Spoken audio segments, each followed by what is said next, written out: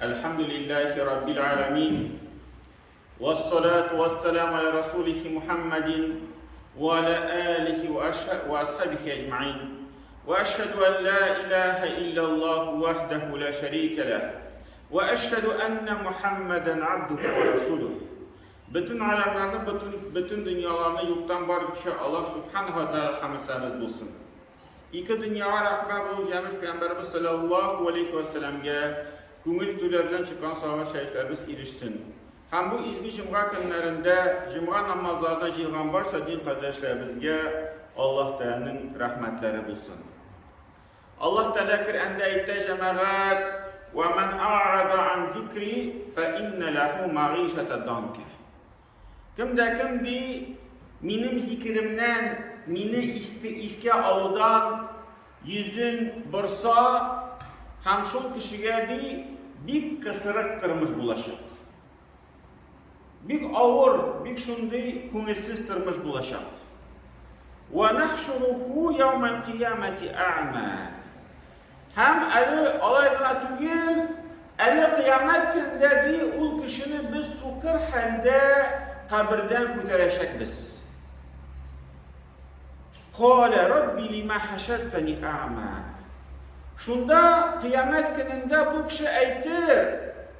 Ya Rabbim, niçin sen beni sukır halde kabirden küterdin? Ve kad kuntu basiran. Dünyada yaşayanda men bit görüşü buldum, men bit gözlü kişi buldum. Koya benim şu gözlerim körüm yoğaldı. Niçin men sukır bu ahiret başlangıç? قال كذلك أتتك آياتنا فنسيتها.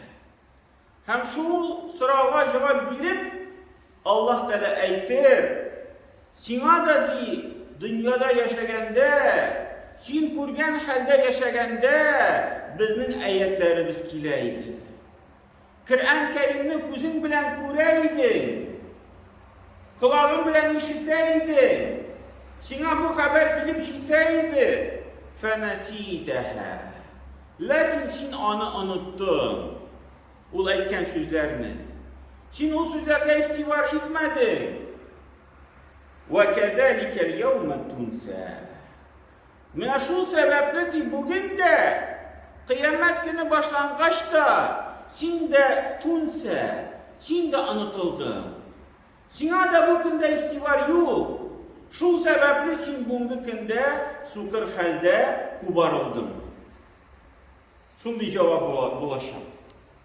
Hem de bir hadiste Peygamberimiz sallallahu aleyhi ve sellem sahabelerge şulay söylegende şunday bir söz aytdı.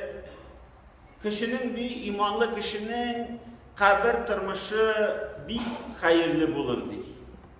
Onun bir kabiri cennetin bir ilişi, bir bohça bulup dururdu. Kengayip gitirdi. Hem de onun şu kabiri bir nur, şu ayının nuru balkıp durgan kibik, onun kabirinde şunday bir yoktuluk bulurdu. Şundan sonra Peygamberimiz sallallahu aleyhi ve sellem sahabelerden bu ayetini okudular.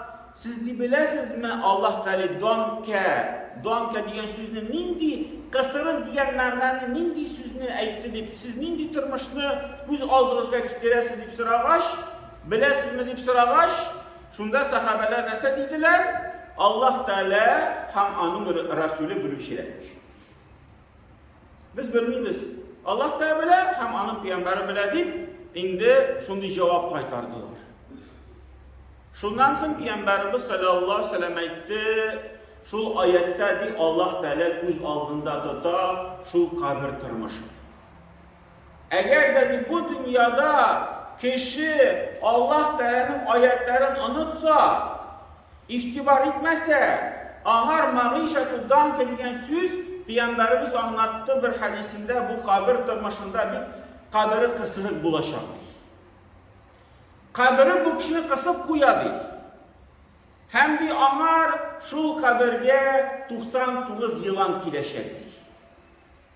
Hem şu 99 yılanın her birisinin 7 başı bulaşaktı. Bu İbn Hakim jiyintığında İbn Abu Hatim jıyıntığında bu hadis kile. Hem de şu yılanlar kıyamet günü hatli bu kişini şulay tegi tişlep, yılkap, şulay avluların jiberip tırıladı bu kişiye. Mine bu danka degen, bu ayette degen anlatı, Peygamber buna şulay anlattı. Eli şundan soň kıyamet kilgeç, sukır halde kabirden çıkacak bu kişi. Hem indi cemaat, indi elbette mında kabir turmuşu göz aldında tutulsa da, mine bu dünya turmuşu da mında şulayu məmnaya turu kile. Eğer de kişi mında bu dünyada Allah Teala sözlerini ihtibarga almışa, Allah Teala aytgan sözlerge aşanmışa yaşasa, ellenin bir anın gözümüzge rahat turmuşu bulsun, biz göremiz belki bir kişi imansız kişi bir yaxşı ileride zor kotejlarda yaşayır, bir yaxşı kıymetli maşinalarda yürüyor, bir yaxşı derecelerde işlerde işliyor, bir yaxşı baylıklarga, zor baylıklarga erişken, lakin cemaat anın turmuşu baribir donka. Kısılgan turmuş. Göz yağından, tıştan qaragasan, turmuşu kim bu kişinin? Lakin bu kişinin ko'nglinde cemaat şunday bir qısırıq hal. Çünkü onun ko'nglinin tinchlig'i yo'q. U har vaqtda abtirashda. Nishlayim mikan, nishib yashayim mikan? Bu akşam manga ne işin cho'qatli kerak mikan? Bu akşamni qo'ya qo'yim mikan deb, unday shunday kishi abtirashda yashaydi. Onun turmushi baribir qisilgan. Hatta endi u şul kısılgan hali bizim gözümüzge görünmese de, lakin ayette aytilgeç, onu her bir kişi sezip tura, hemen de tecrübe bilen de biz şu neseni turmuşta da göre alabız. Bir köp şunday kişiler, koysalar, özleri boy bulsalar da, kimdir anda psikologka yeri, kimdir öz-özün öterip koya, kimdir şunday bir kerekmegen günahlıkka bata, turmuşni yo'qqa chiqarib, shu meni onun ko'rsatkisi. Kishinin mumkinchiliklar bor, lakin turmushi qisilgan. Shu qisuvdan chiqar uchun mana shunday yo'llar bilan kishi chiqargan mumkin.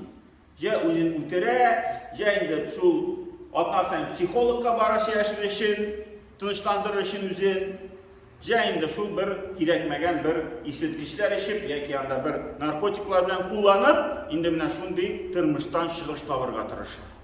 Lakin chiqish anday g'alati tugil. Endi bunda chiqish nindi?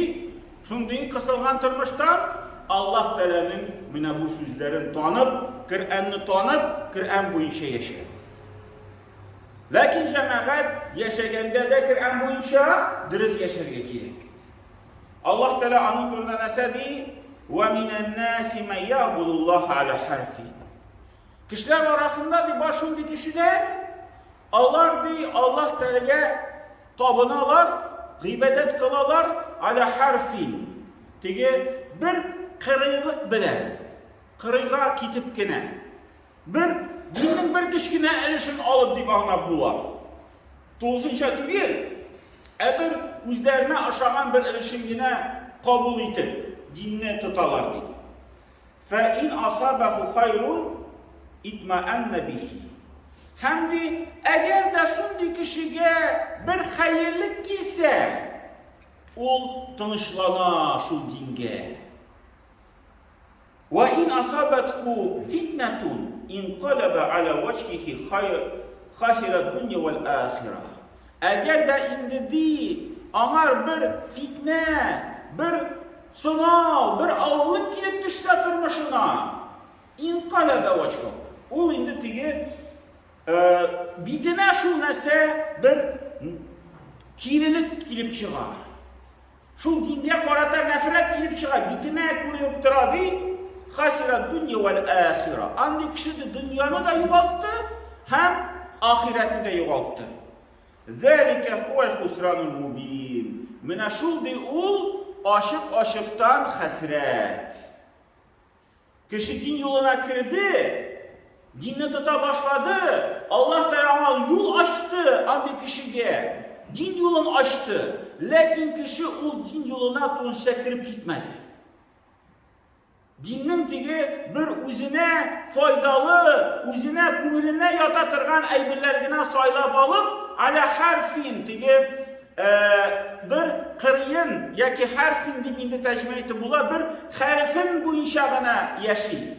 Ma'na bu inşa tügil, dinin ma'nası bu inşa tügil, dinin harfi bu inşa yaşayır.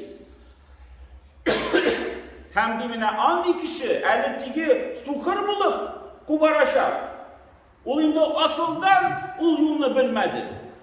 Bu kişi, bunun tağım da halin aşarrak bulaşar. Ama Allah Teala yol açtı, kursetti din yolun. O dinini tulusunca almadı. Şunda İbn Kesir tefsirinde bu ayetini tefsir etkende İbn Abbas diyen sahabenin sözünü kitireler. Peygamber yanına şu bir vakit girdiler bir halk, bedeviler dedi, şurada yaşayan bir kavim. Hem ettiler biz İslam dinini kabul ederiz. Yarar Peygamber etti, yaxşı kabul ettiniz, la ilahe illallah sözünü ettiniz, anlattı. Hem bunlar kaytıp gittiler ilerine. İslam dinini kabul ettiler de kaytıp gittiler yılına, ilerine. Şu yılda bunlar kabul etken, İslam dinini kabul etken yılda bir yaxşı yağmur yağdı. Bir yaxşı unuş buldu. Hem bu kişiler bedeviler ettiler iken, ey Karalı bunun yaxşı din iken. Biz İslam'ı kabul ettik de bizim bütünsi yaxşı. Yağmur yağıp dura, unuşlar üsüp dura, riziklarımız kübeyip dura. Mene nindi biz yaxşı dinini kabul ettik iken. Onlar bir ikinci yılda biraz tigi yağmurlar ezrek yağdı. Biraz karalık buldu. Unuşluk ezrek buldu. Hem şunda bu bedevi kişiler ettiler, ey Karalı bu nindi naşar din iken. Dini kabul ettik de bizge yağmur da yağmıyor, biz Müslümanlar, bizge bir milletiga yağmur yok, bizge uğuşluk yok, bizge şunday avurtırmış gibi çıktı. Bu nindi naşar din iken deyip şunday sözler ettik eller iken. Şundan sonra Allah Teala mena bu ayetini indirdi. Zalike husranul mubin, bu aşıktan hasret bu kişilerge. Hem şuna göre cemaat bizge de mena dinimizni Allah Teala birdir. Şu yolumuzni bizga ko'rsatdi, şu dinimizni dirist etib tuturga kerak. Dirist ettirib, onu foydalanırga kerak.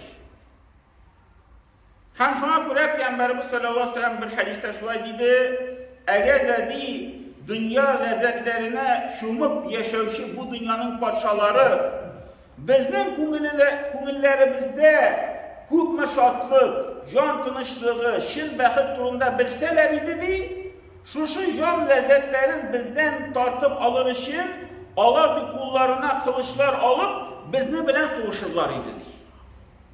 Çünkü onların aşığı kiler idi. Nişikinde biz şunday boy kişiler bizning ana hatli rahat turmuş değil.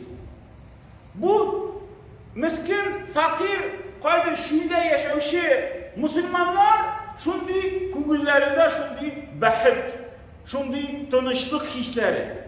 Yok bu dürüst tugul deb aytirlar bunday podsholar. Bu adilsizlik biz şu tinchliklarni bitirishim, lezzetlerin alınışın bu Müslümanlarni kılıçlar bilan berib o'tiramiz. Lakin Allah bilmaylar diye anık. Allah bilmaylar bizning nindi ko'nglimizda dunyoning lazzati, nindi bizning ko'nglimizda iman lazzati, nindi bizning ko'nglimizda şu tinchlik var. Allah da bizga shunday bir bo'lak berdi. Hem şu bo'laklarga erishish uchun endi bizga jamoat mana dinimizni dirist ettirib, olib borib, dirist ettirib, anglab, o'rganib, endi turmushimizga to'g'risincha şu din ilishlarini kiritirga kerak. Barakallahu lana ve lakum fi Kur'an azim, nafa'na ve iyyakum bil ayati ve zikril hakim, innahu huve jalil kerim ve sami'ud du'a.